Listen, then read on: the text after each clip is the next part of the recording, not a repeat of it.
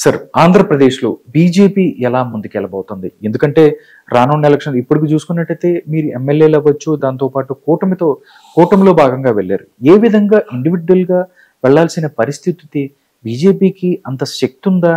లేకపోతే ఎలాంటి శక్తులు కూడగట్టుకొని ఆంధ్రప్రదేశ్‌లో ముందుకెళ్ళబోతుంది అంటే ఏం చెప్తారు ఒక బీజేపీ లీడర్‌గా? ఒక రాష్ట్రంలో ప్రాంతీయ పార్టీగా ఉన్న వాళ్ళకి తాత్కాలికంగా కానీ లేకపోతే లాంగ్ టర్మ్ నుంచి కానీ వాళ్ళు చేసే పనులను బట్టి కానీ లోకల్గా వాళ్ళ కనెక్టివిటీ కానీ దాన్ని బట్టి వాళ్ళ యొక్క రేంజ్ ఉంటుంది. ఒక దేశవ్యాప్తంగా ఉన్న పార్టీ కాంగ్రెస్ పార్టీ ఆంధ్రప్రదేశ్ని ఎంతకాలం పరిపాలించిందో మనం చూసాం. తెలుగుదేశం వచ్చే వరకు కాంగ్రెస్ పార్టీ ఉంది, జాతీయ పార్టీ రాకూడదని ఏం లేదు కదా. Okay, so same thing BJP ఇప్పటికి కూటమిలోనే ఉంది. కూటమి ధర్మాన్ని ఖచ్చితంగా పాటిస్తుంది. కానీ వ్యక్తిగతంగా ఎదగడంలో వెనకడుగు ఉండదు.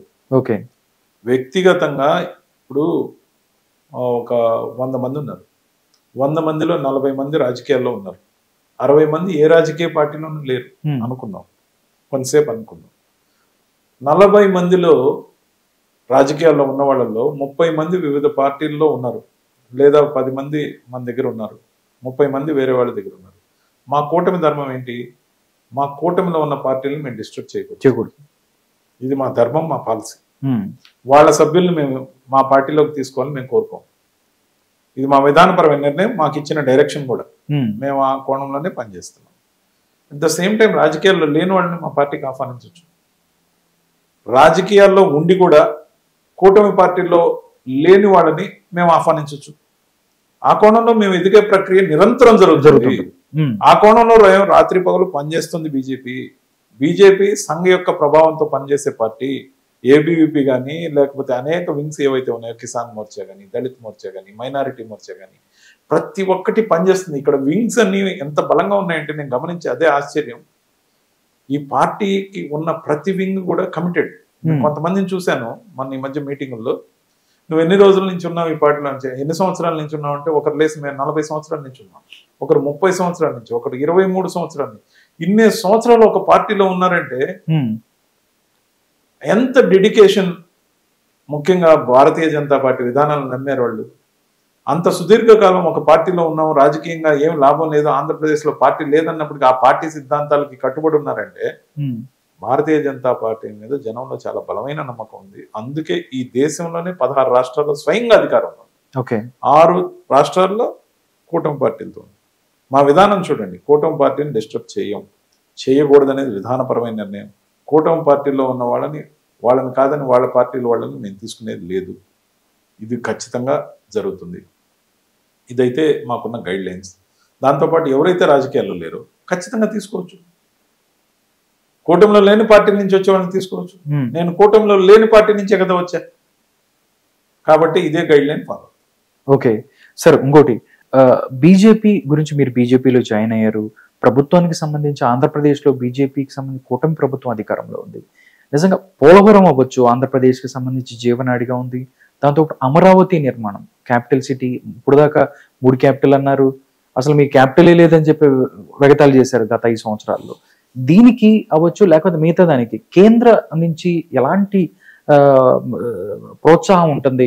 కూటమి పార్టీలు మిగతా చూసుకున్నట్టయితే బాగా చేస్తున్నారని చెప్తారు కొంతమంది మేధావులు.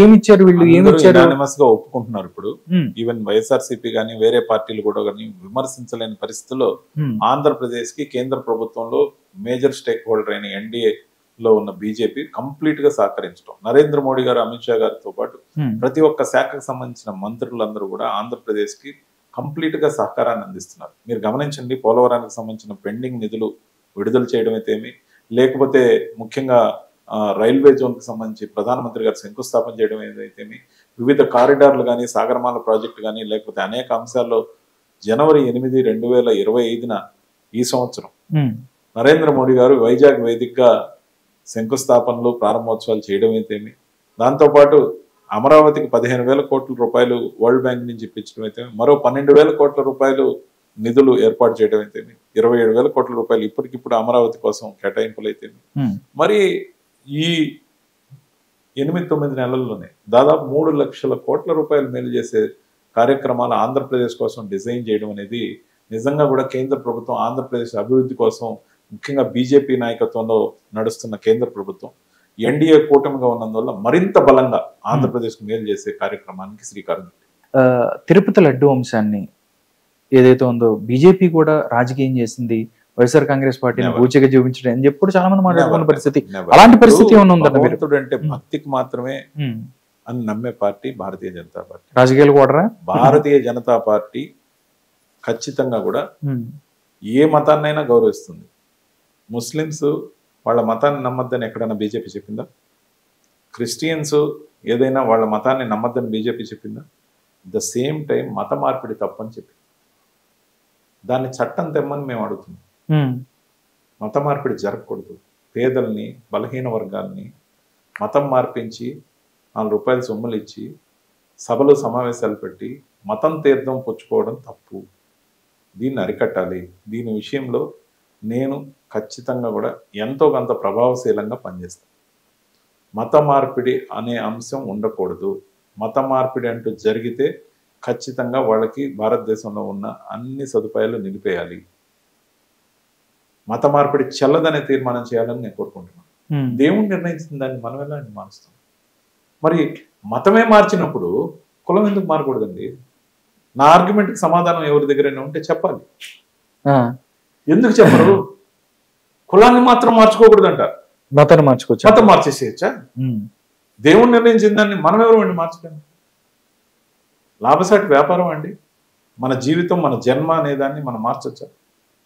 మీకు ప్రాక్టీస్ చేయాలంటే మీరు పక్క మతంలో ఉన్న వాళ్ళని ఆరాధించండి, తప్పులేదు. కానీ మతం మార్పు అనేది సర్టిఫికేట్ల మీద ఎంతో మందిని మనం చూస్తున్నాం. మత మార్పిడి ఏమో చేసేసుకొని ఉంటారు, రిజర్వేషన్లు ఏమో అనుభవిస్తారు. దాని లోతుల్లోకి నేను పోదలుచుకోవాలి. కానీ విధానపరమైన నిర్ణయం పార్లమెంట్లో చట్టం రావాలి మత మార్పిడిని ఒప్పుకోమని. మరో అంశం సార్, ఆపరేషన్ కగార్ పేరుతో బీజేపీ ఏదైతే అడవులను తీసుకెళ్లి ఇండస్ట్రియలిస్టులకు దోచిపెడుతుంది, వాళ్ళకి ఇస్తుంది. అంబానీ, అదానీలు తప్ప బీజేపీకి ఎవరు గుర్తురారు. ఎలా చూస్తారు రాధాకృష్ణ గారు? అసలు దీన్ని నేను పట్టించుకోను. ఇవన్నీ ప్రతిపక్షాల ఆరోపణలన్నిటికీ సమాధానం చెప్పాలంటే మనకి ఇంకో 10 గంటల సమయం సరిపోదంటారు. మన ఇంటర్వ్యూ ఆల్రెడీ 1 అవర్ అయింది. కానీ మనం కాంగ్రెస్ పార్టీ చేసిన ఆరోపణలు, ఏదైనా వాళ్ళ భావజాలంతో రాసిన కామెంట్ల గురించి చర్చించాల్సిన అవసరం మనకు లేదు. Okay okay